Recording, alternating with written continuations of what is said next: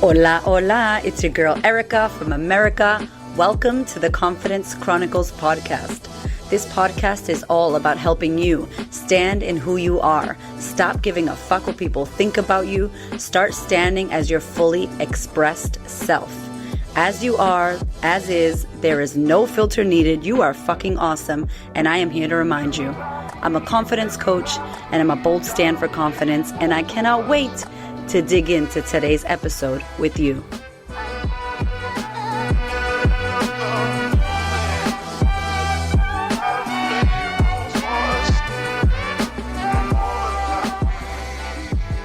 Hello, how are you?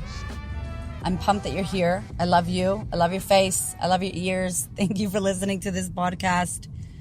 Y'all be sending me the most amazing feedback. It's out of control. I can't even, makes me cry on the daily, the Instagram messages and tags that I get about how this podcast is changing your life. Thank you. Thank you.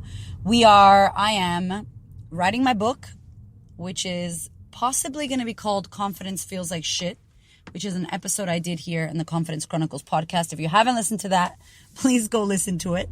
I'm thinking I'm going to call it that. I'm not actually sure, because when I talk about confidence and you owning your throne and owning who you are and not giving a fuck what people think about you, it's not easy to do that. It's not easy to be confident. It's not easy to stand in your voice. It's not easy to believe in yourself. It is not. And it is not how a lot of us have been conditioned, our upbringing, our childhood, all the things. So I feel like being confident feels like absolute shit. To me, it really does. Every single time I'm going to do the next level thing or I'm hitting another echelon of myself, it's scary and it sucks, and I got skid marks in my undies and I'm peeing myself and I'm like, oh my God, I want to be sick. I'm going to throw up. It doesn't feel good. So that is the playful title that we're looking at right now. We're not too sure yet. We're still messing around with it. But I had a journey. I was trying to write this book. I've been trying to write this book. And when I say I've been trying to, I've been doing my head in about it, thinking about it. I started some Post-it notes. I Googled something about it. I was like, how come I can't do this? And no matter what I was doing, I was getting myself ready to do it. And I was doing a few steps and a few things, but it wasn't getting written, was it? Like, this book was not coming out. And I kept wondering, like, what the hell's going on? Why can't I write this book? What is this about me? Just making it mean all kinds of bad things about myself. And I'm a student of many things, and I love learning, and I think it's one of the best things we could do. And I have been working with Dean Grazzi, and I love Tony Robbins, and just different mentors and different programs and learning different things. And I remember hearing Dean say that you shouldn't focus on your weaknesses. And he was telling a story about when he was in school, how his teachers made him work on his weaknesses. And basically say, if it's a weakness of yours, you need to work harder at it. And you should be paying attention to it. And you should be giving it everything you've got so that you get better at that weakness. As opposed to, don't focus on what you're not good at. Focus on what you are good at. And so it was so interesting listening to him to share this story, because I thought about myself and where I had been focusing on the things that I may not be the greatest at.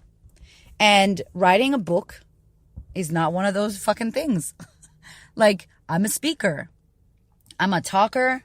I am a speaker. I'm a coach. I don't consider myself a writer. And my good friend Angel, who is literally incredible, like word wizard. Like, she literally, her superpower is writing incredible poetic marketing material. Like, she just writes amazing words. When she speaks, it's like poetry. And so I know that writing is not a skill of mine.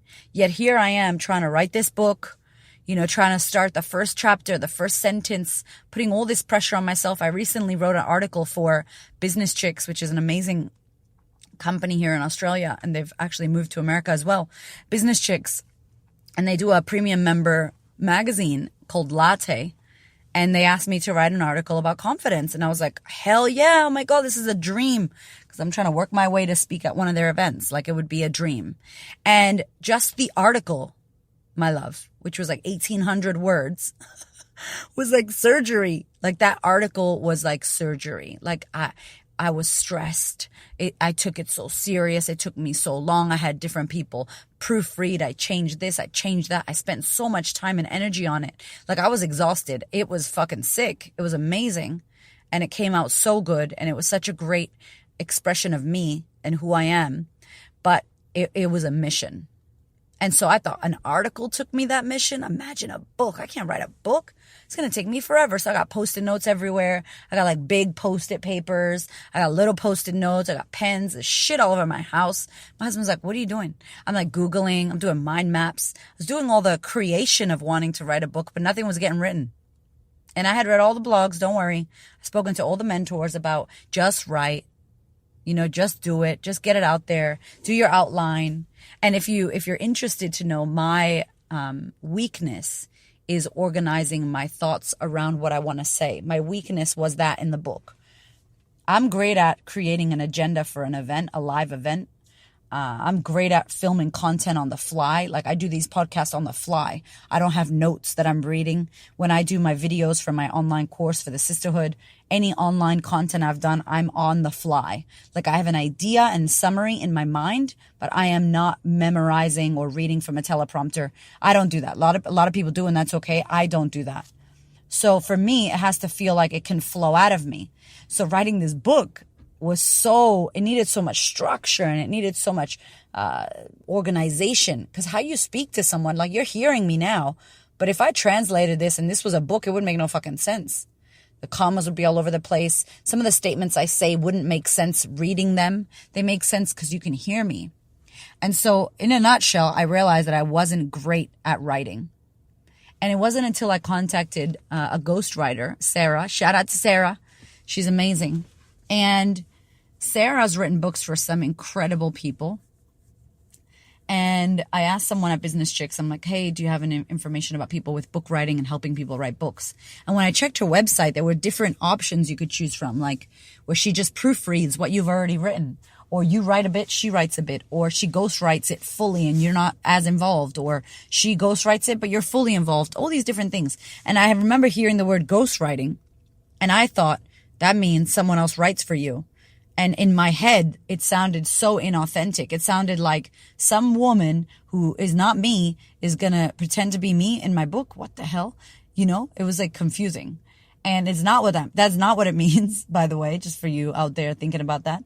That's not what it means, right? It means someone interviews you and draws out your book and listens to you speak and transcribes your audio and transcribes your podcast and anything you've ever done and puts it together and tries to get your language. So basically Gary Vaynerchuk, Gary V, who I'm obsessed with, he has written so many New York Times bestsellers, and he doesn't write. He's not a writer. He's never written a book in his life, but he's written books. Makes sense. He's an author. He's published books. How does he do it? The lady interviews him. She talks to him. She voice records. They transcribe it. She gets his voice. He reads it. He checks it. He makes sure that anything in that book is his voice from the top to the bottom, which is same for me, right? Like, y'all know I have a way of speaking. I swear, but not too much, just enough.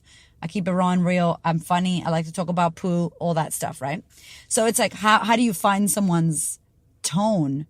And so Sarah is incredible, and she's been helping me. And literally every week we sit down and we talk. I share my stories. She writes down. She transcribes. We chat. We go back to it. Now this is what it looks like. And I go, oh, that's not right. Let's fix this. Let's move that. Oh, that's it. That's it right there. I would say that. That's what I want to say. Boom. She fixes it, comes back to me. And once we get the first, second, and third chapters in this little dance that we've been doing, then she can speak as me. She gets where my voice is, what I would say, what I would never say, how I speak, what I want to get across, the whole point of everything, my philosophy, everything.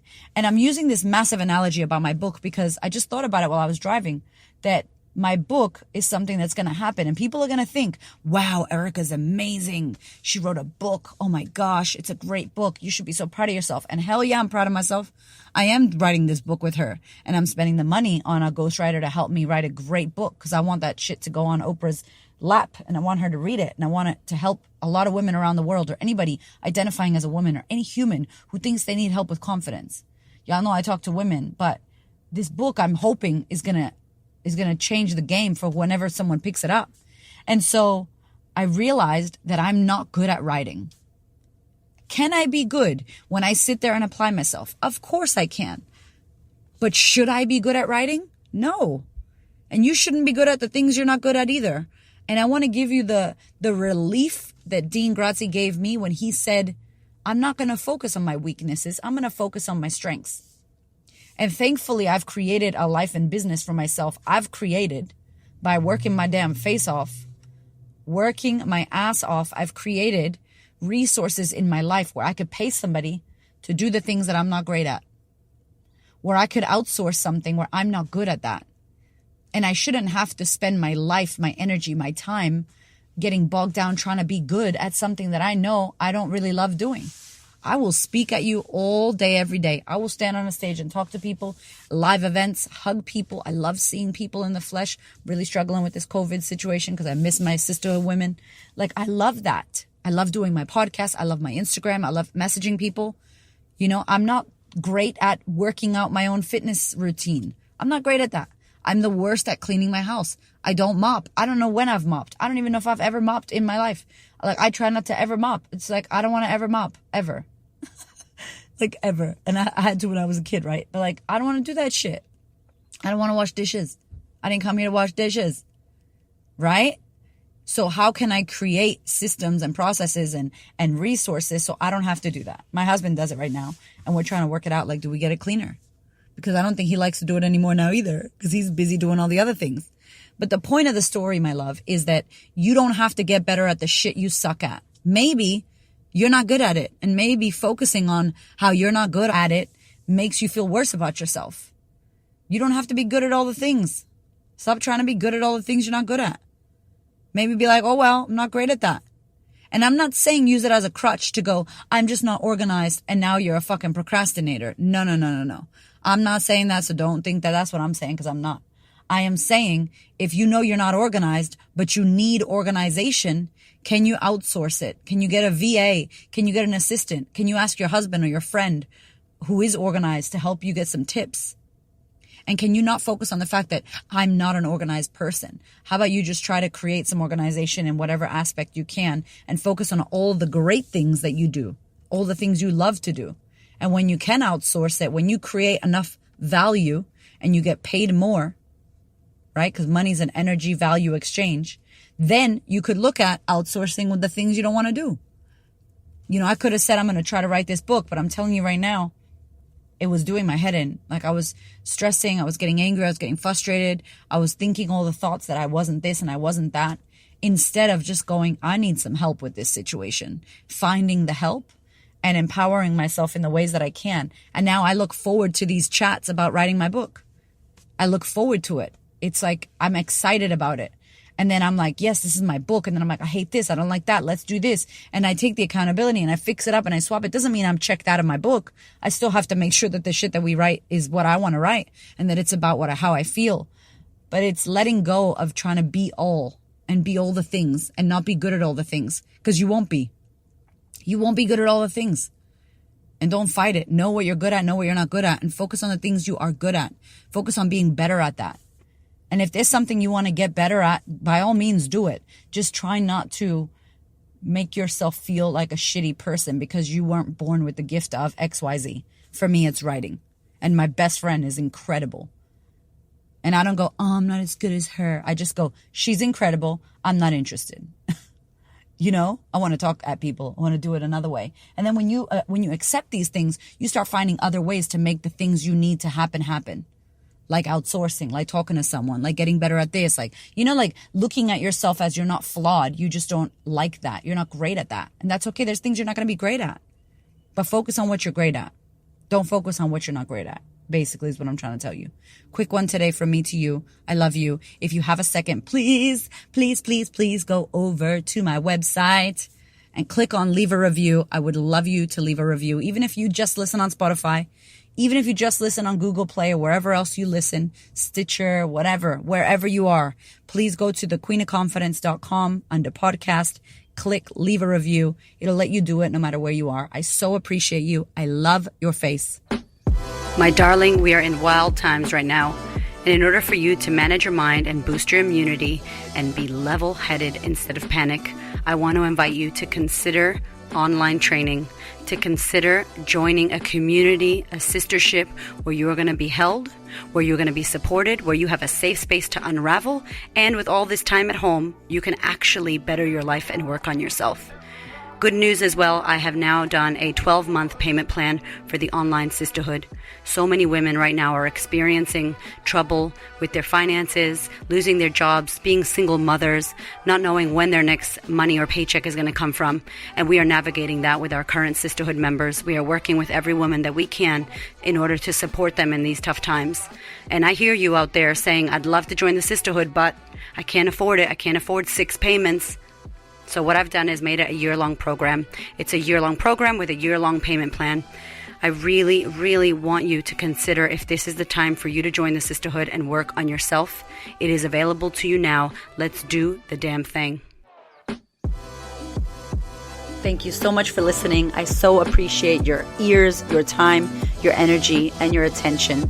Please do me a favor and head over to Apple iTunes, subscribe so that you don't miss an episode, share this episode with a sister who you know needs to hear it, and if you feel called to, leave me a review. I'd love to know what you think about the podcast. I'd love to know how this information is helping you change your world. Thank you so much for being here. I know that there are many podcasts you could listen to, and I really appreciate you listening to mine. Have a gorgeous week, honey.